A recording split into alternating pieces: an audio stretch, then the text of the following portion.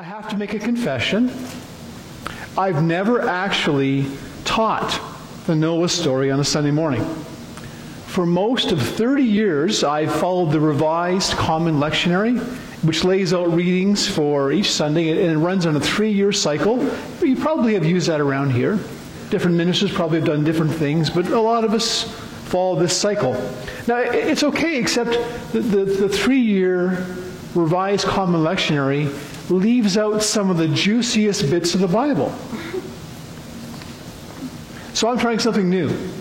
As I launch into things here at Harrow, there's another 3-year cycle. It's called the Narrative Lectionary that follows stories and lets us dig a little deeper in with the stories rather than just taking shallow samples, little bits from all over the place. We get to run with the whole story. And I hope as we go along, we'll get to know some of these stories in new ways, even as we're getting to know each other.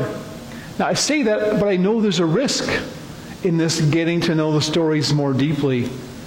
Same risk you face when you're getting to know a new person, even a new minister. Honestly, some of the Bible stories, actually a lot of them, if you look closely at them, they're kind of weird. They say really odd things, and they can surprise us, maybe even shock us a little bit because of what they say, and probably more importantly, the questions they may make us ask about ourselves, about God, and about the way we think about God. The story of Noah really is one of those stories. And as we go along, the story begs us practically to ask questions like, is this really true? Could this really happen the way it says in the story? Well, let's review the story. As Larry said, it fills most of 3 or 4 chapters in the book of Genesis. I had to edit it down kind of to a Reader's Digest version of the story, because if I hadn't, Larry would still be up here reading. Long chapters. But here are the basics. There's this man named Noah. He's got 3 sons. He was faithful. He was respected in his community. And he lived in a time when the world was going to hell in a handbasket. Can I say hell in church? Sure. I guess it's too... Do you have a ticket? I was going to wear that as my name tag, my ticket that says ticket. The version that Larry read for us says that earth had become a sewer with violence everywhere. Does that sound familiar? Does that sound like the world that we live in, where the earth feels like a sewer, there's violence going on? Terrible things happening? Well, the story says God didn't like it. God was fed up. God was disgusted with it, wanted to make a clean sweep, a start over, a do-over. Do you ever feel like that in your own life? Have there been times where you feel like you've made such a mess of things that you need a do-over? Or it would feel like the best thing ever? Maybe you said the wrong thing.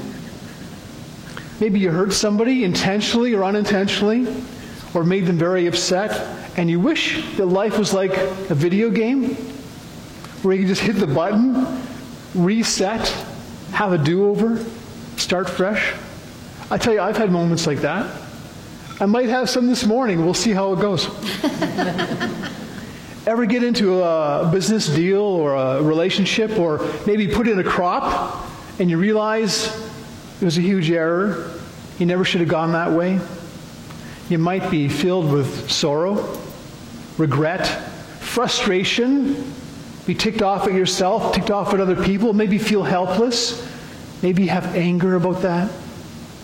Well, the story of Noah suggests that that's how God felt about the whole world. God wanted to wipe it all away. Start over again. Press the reset button. Have a do-over. That tells us a lot, I think, about how God was viewed in the time this story was first told. God, the way God is pictured in this story, comes across, I think, as very judgmental. That God could run out of patience. That God could act rashly. that God could look at the whole planet with all of its complexity, diversity, and beauty, look at the world and say, I don't like it. I'm going to start all over again. Honestly, I've got to tell you, I expect way more from God than that. I expect God to be ever loving, ever kind, ever compassionate. I don't expect God to give up on anything. I hope and pray and expect that God always sees the potential for good, even when I can't. So the picture that we get of God in the first part of this Noah story, it's actually more like me on a bad day than the God that Jesus told us about, the God that Jesus shows us. But back to the story. So God told Noah to build a boat, a big boat, because God was going to flood the whole world and wash away, drown, wipe out, kill every living thing not on the boat when the waters rose. Noah and his family were to gather 2 of every living creature, every kind of creature, along with enough food and water to keep themselves and all those creatures alive on the boat. Right away, this is a place where the story leads to troubling questions. Especially if, like me, you were raised with the idea that everything in the Bible is exactly, literally true. Anybody raised like that? Probably a few of us. So every living creature? Really? Even wombats and water buffaloes and Canada geese and Amazonian tree frogs that have never ever been found in the Middle East where Noah lived? Noah and his sons would need a fleet of arks to carry the millions of species with which we share this amazing planet. Did you know there are 270 species of turtles and tortoises and terrapins alone? Did you know that there are 900,000 different kinds of insects? 900,000 different kinds of insects. So that's how many insects would they have to gather? How many boats would you need for that? And okay, we also have this incredible record, beautiful fossil records of dinosaurs, a lot of whom were way bigger than boats. God created some amazing stuff.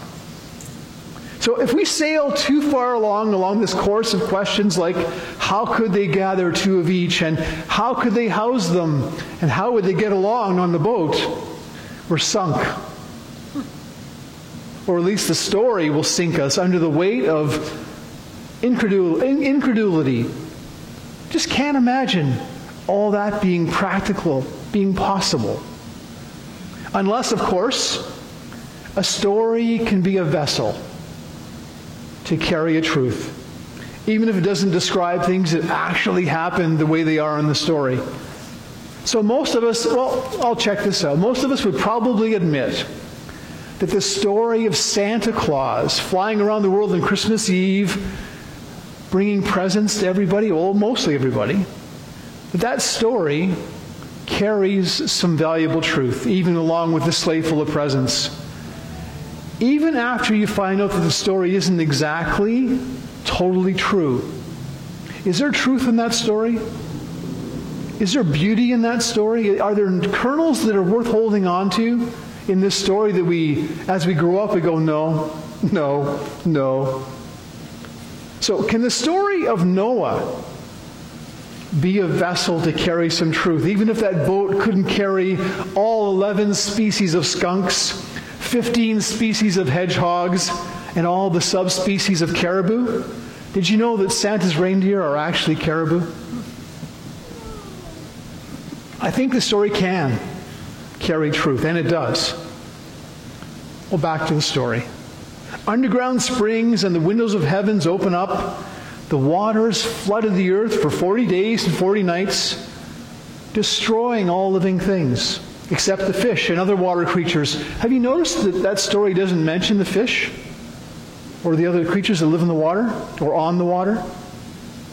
So Noah and his family and their incredible zoo floated above the watery graves of all the people, all the plants, all the animals for 150 days before bunk, running aground on a mountain.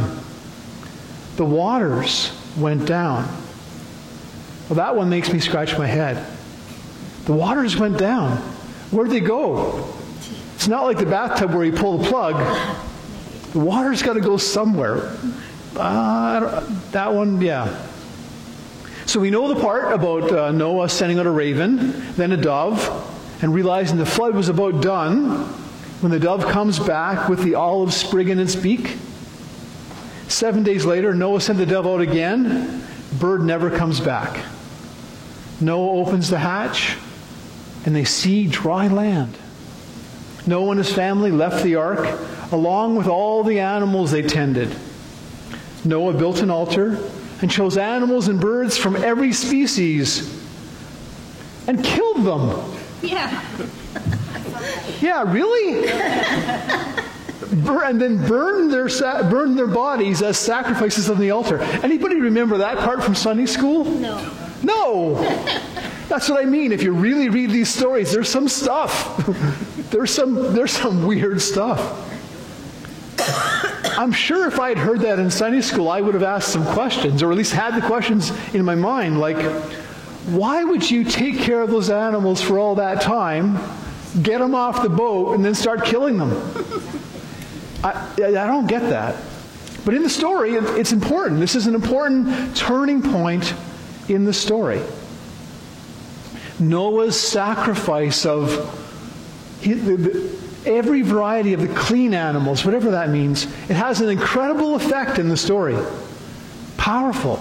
Story says, God smelled the sweet fragrance of the fire at the altar, and then God said, I'll never again curse the ground because of people. For as long as earth lasts, planting and harvest, cold and heat, summer and winter, day and night will never stop.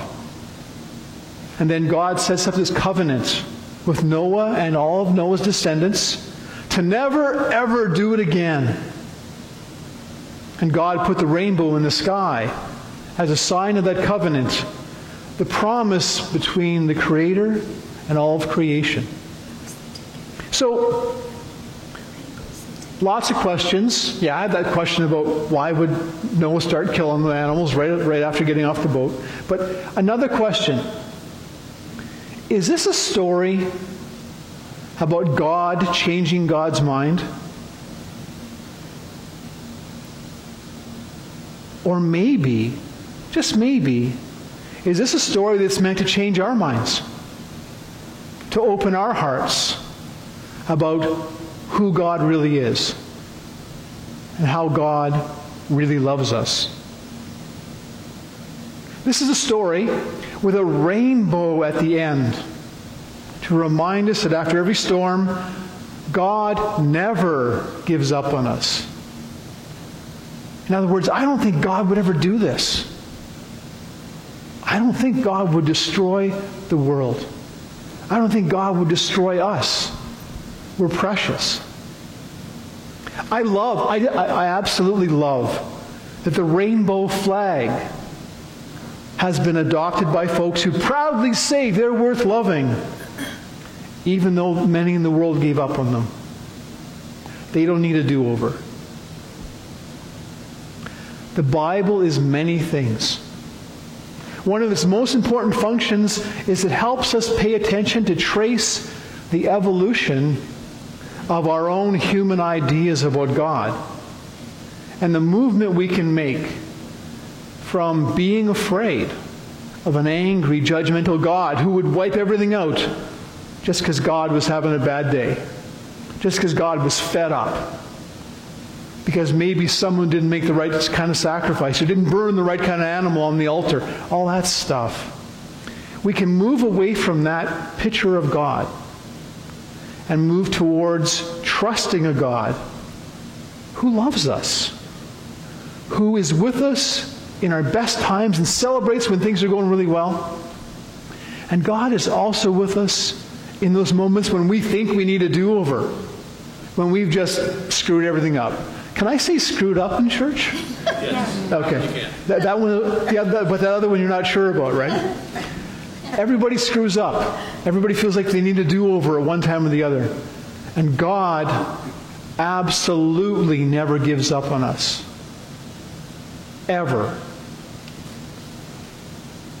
So I don't think God changed God's mind in that story. The story's about us changing our minds, opening our hearts. God was always, always, always about the love. It just seems to take us humans a little while to figure that out, to trust it, to believe that it's so, that God loves us. God never gives up on us, even in those times, maybe especially in those times when we might be tempted to give up on ourselves. God never gives up on us. And thanks be to God for that. Amen.